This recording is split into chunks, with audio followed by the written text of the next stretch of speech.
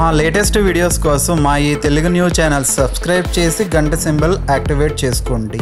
రేపే అతిపెద్ద మార్గశిర అమావాస్య. మార్గశిర గురువారంతో కలిసి వచ్చింది. మార్గశిర అమావాస్య మార్గశిర గురువారంతో కలిసి రావటం చాలా శుభం. రోజు మీ ఇంటి దైవానికి పాలతో చేసిన నైవేద్యాన్ని సమర్పించి కుటుంబ సభ్యులంతా దానిని ప్రసాదంగా స్వీకరిస్తే సంవత్సరం పాటు మీ ఇంటి దైవం అనుగ్రహానికి సులభంగా పాత్రులవుతారు, రాజయోగాన్ని పొందుతారు.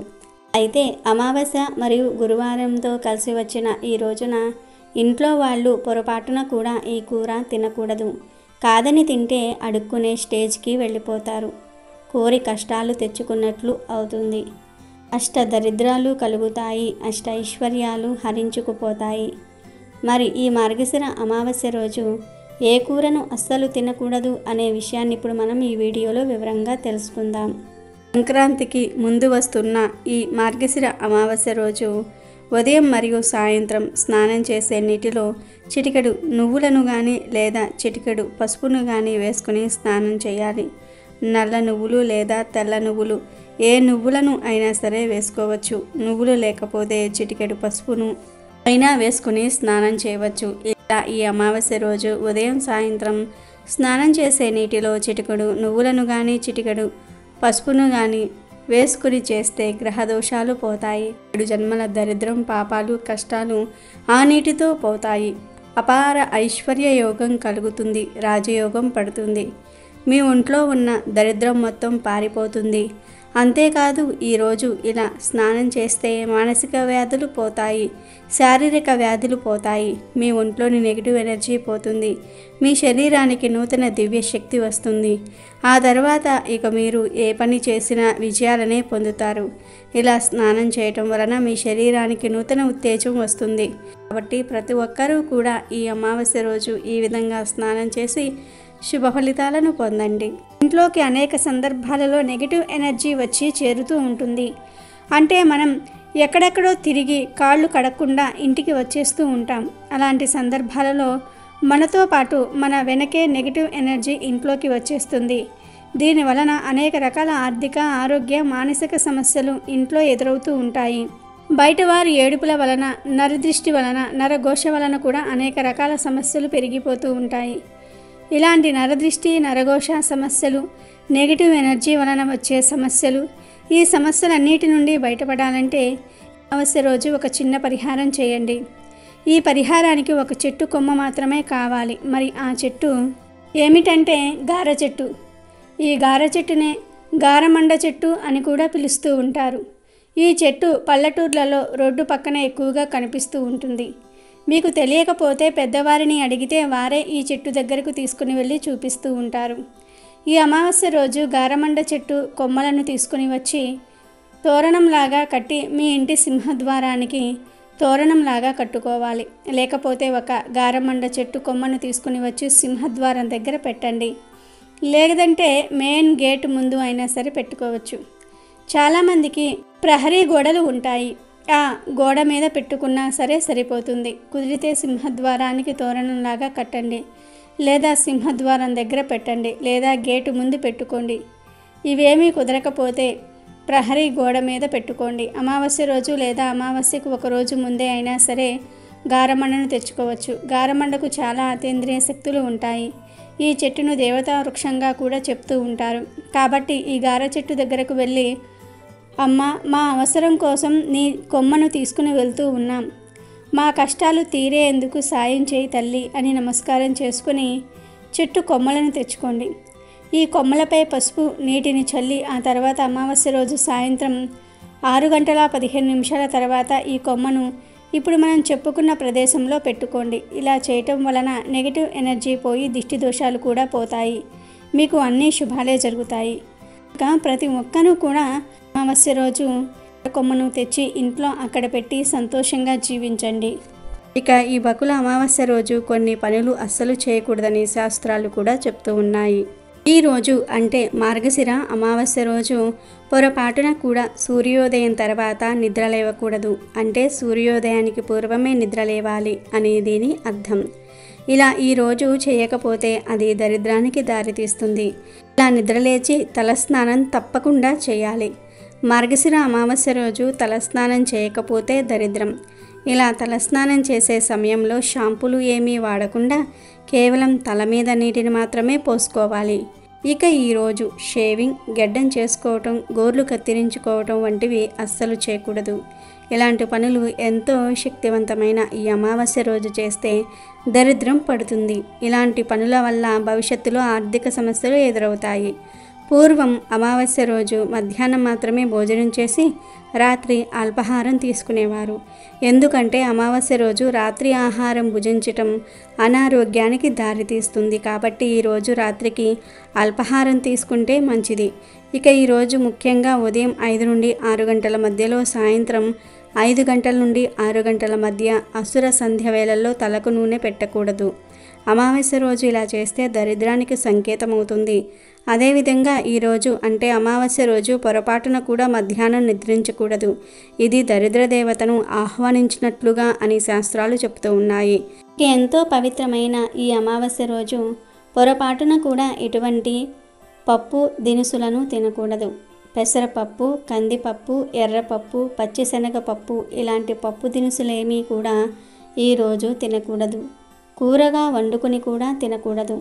తాలింపులలో కూడా పప్పులు వాడుకోకూడదు. పప్పుతో పాటు ఈరోజు నాన్ వెజ్ కూడా తినకూడదు. పొరపాటున ఈ అమావాస్య రోజు పప్పును కానీ మాంసాహారాన్ని కానీ తింటే అధిక మొత్తంలో పాపాన్ని మూటకట్టుకుంటారు. సకల దేవతల ఆగ్రహానికి గురి అవుతారు. లక్ష్మీ కటాక్షం కూడా తగ్గిపోతుంది. బిచ్చమెత్తుకునే గతి పడుతుంది. కోరి కష్టాలు తెచ్చుకున్నట్లు అవుతుంది. కాబట్టి ఈరోజు ఎవ్వరూ కూడా పప్పు, మాంసాహారం తినకుండా జాగ్రత్తగా ఉండండి. మార్గశిర అమావాస్య మార్గశిర గురువారంతో కలిసి రావటం చాలా శుభం. సాధారణంగా శుక్రవారం రోజున లక్ష్మీ పూజలు చేయటం మనకు తెలిసిందే. అయితే మార్గశిర మాసంలో గురువారాలకు అత్యంత ప్రాధాన్యత ఉంటుంది. ఈ మాసంలో ప్రతి గురువారం లక్ష్మీ వ్రతం చేస్తే లక్ష్మీ కటాక్షం లభిస్తుందని పురాణాలు చెప్తూ ఉన్నాయి. మార్గశిర మాసం శ్రీ మహావిష్ణువుకు చాలా ఇష్టమైనటువంటి మాసం. ముఖ్యంగా ఈ నెలలో లక్ష్మీదేవి పూజ చేస్తే అష్టైశ్వర్యాలు సిద్ధిస్తాయని భక్తుల విశ్వాసం. శ్రీ మహావిష్ణువుకు ప్రీతిపాత్రమైన ఈ మాసం మహాలక్ష్మికి కూడా మక్కువే. ఈ నెలలో ప్రతి గురువారం లక్ష్మీదేవిని ఎవరైతే ధ్యానిస్తారో వారిపై లక్ష్మీ అనుగ్రహం ఉంటుందని విశ్వసిస్తారు. ఈ నెలలో అత్యంత ముఖ్యమైనవి మార్గశిర లక్ష్మీ వారాలు. తెలుగు ఆడపడుచులు మార్గశిర మాసంలో వచ్చే ప్రతి గురువారం లక్ష్మీ పూజ చేస్తారు. ఈ పూజ ఎలా చేయాలంటే సూర్యోదయానికి ముందే నిద్రలేచి ఇంటి ముందు కలకలలాడే ముగ్గులు వేసి లక్ష్మీదేవికి ఆహ్వానం పలకాలి. తలకు స్నానం చేసి దేవుడు ముందు బియ్యపిండితో ముగ్గు వేసి యథావిధిగా గణపతిని పూజించి అనంతరం అమ్మవారికి దీప ధూప అష్టోత్తరం నైవేద్యంతో శ్రీ సూక్తం విధానంలో షోడశోపచార పూజ చేయాలి. పూజా విధానం మొత్తం తెలియని వారు కనీసం దీపం పెట్టుకొని అమ్మవారి అష్టోత్తరం చదువుకొని నైవేద్యం సమర్పించినా చాలంటారు పెద్దలు. ఆనవాయితీ ఉన్నవారు మార్గశిర లక్ష్మీవార వ్రతం చేస్తారు. ఈ వ్రతం చాలా విశేషమైనది. దీని గురించి ఒక కథ కూడా ఉంది. ఒకనాడు నారదుడు, పరాశరుడు త్రిలోకాలు సంచరిస్తూ సేద తీరడానికి భూలోకంలో ఒక గ్రామానికి చేరుకున్నారు. ఆ సమయంలో ఆ గ్రామంలో 4 వర్ణాల వారు ఇళ్లను గోమయం అంటే ఆవు పేడతో అలికి ముగ్గులు వేశారు. స్త్రీలందరూ తలంటు స్నానం చేసి కొత్త బట్టలు ధరించారు. లక్ష్మీ పూజ చేయడానికి 4 వర్ణాల వారు కలిసి ఒక చోట చేరి లక్ష్మీదేవి ప్రీతి కొరకు గానం చేస్తూ ఉండగా వారి భక్తికి ఆశ్చర్యం చెందిన నారదుడు పరాశర మహర్షితో, మహర్షి, ప్రజలంతా కలిసి ఇంత ఆనందంగా చేసుకుంటున్న ఈ పూజ ఏమిటి? నాకు ఈ పూజ గురించి తెలుసుకోవాలని కుతూహలంగా ఉంది. ఈ పూజ గురించి వివరంగా తెలియపరచండి అన్నారు. అప్పుడు పరాశర మహర్షి, గురువారం చేసే ఈ పూజను లక్ష్మీ పూజ అంటారు. సంవత్సరానికి ఒక్కసారి వచ్చే మార్గశిర మాసం ఈ పూజ చేయడానికి శ్రేష్టమైనది, లక్ష్మీదేవికి చాలా ప్రీతికరమైనది అని నారదుడికి తెలిపారు. దానికి నారదుడు, మహనీయ, ఈ పూజను ఇంతకు ముందు ఎవరైనా చేశారా? చేస్తే ఎవరు చేశారో వారికి ఏ ఫలం కలిగిందో తెలియజేయండి అనగా పరాశురుడు కథ చెప్పటం మొదలుపెట్టాడు. ఒకనాడు ఒక లక్ష్మీవారం విష్ణు పాదాలను సేవిస్తూ శ్రీ మహాలక్ష్మీదేవి స్వామితో, స్వామి, ఈరోజు మార్గశిర లక్ష్మీవారం, ప్రజలు నా వ్రతం చేసే రోజు. మీరు అనుమతిస్తే నేను భూలోకానికి వెళ్ళి నా వ్రతం చేసేవారిని అనుగ్రహిస్తాను అని పలికింది. విష్ణుమూర్తి సరే అనగా సర్వాలంకృత భూషితై భూలోకానికి పయనమైంది లక్ష్మీదేవి. ఒక ముసలి బ్రాహ్మణ స్త్రీ రూపంలో విష్ణుమూర్తి ఒక ఇంట్లోకి ప్రవేశించాడు. ఆ గ్రామంలో సంచరిస్తున్న శ్రీ మహాలక్ష్మీదేవి ఆ ఇంటి ముందుకు వచ్చి, అవ్వ, ఈరోజు మార్గశిర గురువారం లక్ష్మీ పూజ, ఇల్లు గోమయంతో అలికి ముగ్గు పెట్టలేదేంటి అన్నది. అప్పుడు ఆ ముసలి స్త్రీ, అమ్మ, ఆ వ్రతం ఏమిటి, ఎలా చేయాలి? నువ్వు చెప్తే నేను కూడా చేస్తాను అని అడుగగా శ్రీ మహాలక్ష్మి మందహాసంతో ఈ విధంగా పలికింది. మార్గశిర గురువారం ఉదయమే నిద్రలేచి ఇల్లు గోమయంతో అలికి ముగ్గులు పెట్టి లక్ష్మీదేవి పాదముద్రలను ముగ్గుతో వెయ్యాలి. కొత్త కొలత పాత్రను తెచ్చి కడిగి ఎండబెట్టాలి. దాన్ని వివిధ రకాలైన ముగ్గులతో బొమ్మలతో అందంగా తయారు చేసుకోవాలి. శుచిగా స్నానం చేసి ఒక పీటను తీసుకొని దానిని కడిగి దాని మీద కొత్త ధాన్యం పోయాలి. దాని మీద కొలత పాత్రను ఉంచి పసుపు నీటితో కడిగిన పోక చెక్క అంటే వక్కను ఉంచాలి. తెల్ల ధాన్యాన్ని ఈ మాసంలో కొలవాలి. మనసులో కోరికను చెప్పుకొని కొత్తగా తెల్ల ధాన్యాన్ని కొలత పాత్ర మీద పొయ్యాలి.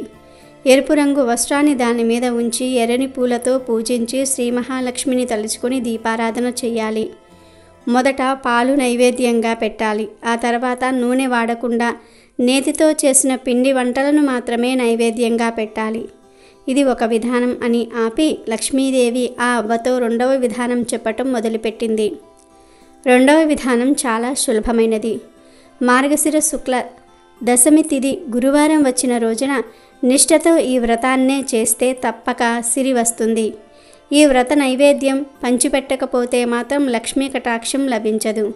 మనసును నిర్మలంగా ఉంచుకొని 10 మందిని పిలిచి ఈ వ్రతం చేసుకోవాలి. పసుపు కుంకుమలు పంచిపెడితే ఆ ఇంట లక్ష్మి తాండవిస్తుంది. ఈ వ్రతం మాత్రమే కాదు, మరికొన్ని ఆచారాలు ఉన్నాయి అవ్వ. గురువారం ఉదయమే లేచి పొయ్యి బూడిద తీయకపోయినా, ఇల్లు వాకిలి తొడవకుండా ఉన్నా ఆ ఇంట లక్ష్మి నిలవదు. ఏ స్త్రీ గురువారం శుచిగా మడి వస్త్రం ధరించి వంట చేసి పూజ చేస్తుందో ఆ ఇంట లక్ష్మి స్థిరంగా ఉంటుంది. ఏ స్త్రీ గురువారం నాడు పిల్లలను తిడుతుందో, కొడుతుందో, ఇల్లు వాకిలి చిమ్మదో, అంట్లు కడగదో ఆ ఇంట ఒక్క క్షణం కూడా లక్ష్మి ఉండదు. ఏ స్త్రీ సాయంకాలం వేళ గడపకు 2 వైపులా దీపాలు ఉంచదో ఆ ఇంట లక్ష్మి నిలవదు. అంతేకాదు, ఆ ఇంట ధనానికి, సంతానానికి హాని కలుగుతుంది. అదేవిధంగా గురువారం ఉడకని పదార్థాలు, నిషిద్ధ పదార్థాలు తినే ఇంట, అశుభ్ర ప్రదేశాలలో తిరగటం, అత్తామామలను దూషించటం, సేవించకపోవటం చేసే స్త్రీ ఇంట లక్ష్మీదేవి పాదం కూడా పెట్టదు. భోజనము ముందు తరువాత కాళ్ళు చేతులు ముఖము కడగని వారి ఇంట లక్ష్మి కనిపించదు. ఇతరులతో మాట్లాడుతూ ప్రతి మాటకు ఏ స్త్రీ అకారణంగా అసందర్భంగా గట్టిగా నవ్వుతుందో ఆ ఇంట లక్ష్మి ఉండదు. ఏ స్త్రీ అందరి చేత అభిమానింపబడుతుందో, గౌరవింపబడుతుందో అక్కడ లక్ష్మి ఉంటుంది. ఏ స్త్రీ గురువారం దాన ధర్మాలు పూజలు చెయ్యదో, భర్తతో గొడవ పడుతుందో ఆ స్త్రీ పాపాత్మురాలిగా జీవిస్తుంది. గురువారం, అమావాస్య, సంక్రాంతి అంటే ప్రతి నెల సంక్రమణం జరుగుతుంది. దీనినే సంక్రాంతి అంటారు. ఈ తిథులలో నిషిద్ధ పదార్థాలను తినే స్త్రీ యమపురి నరకానికి పోతుంది. జ్ఞానంతో ఏ స్త్రీ ఇప్పుడు మనం చెప్పుకున్న 3 తిథులలో నిషిద్ధ పదార్థాలను తినకుండా నక్తం ఉంటుందో, లక్ష్మిని పూజిస్తుందో ఆ స్త్రీ ఇల్లు ధన ధాన్య పుత్ర పౌత్రాదులతో వర్ధిల్లుతుంది. ప్రతి స్త్రీ తాను నిత్యం ఆచరించే పనుల ఆధారంగానే చేసే లక్ష్మీ పూజ అనుగ్రహంతోనే ఆ ఇల్లు లక్ష్మీ అనుగ్రహంతో నిండి ఉంటుంది. ప్రతిరోజు ఉదయమే నిద్రలేచి ముఖం కడుక్కోవాలి. అలా చేయని స్త్రీ ముఖం చూస్తేనే మహాపాతకాలు కలుగుతాయి.